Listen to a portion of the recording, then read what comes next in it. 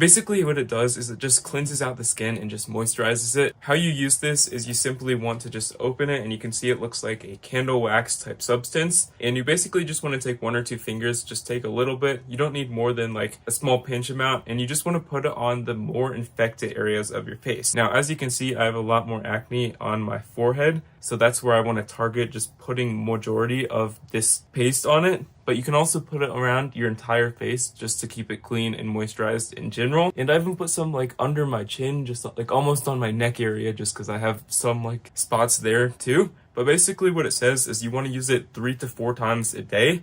Ideally, like when you wake up, at lunch, just a random time in the afternoon, and before you go to bed.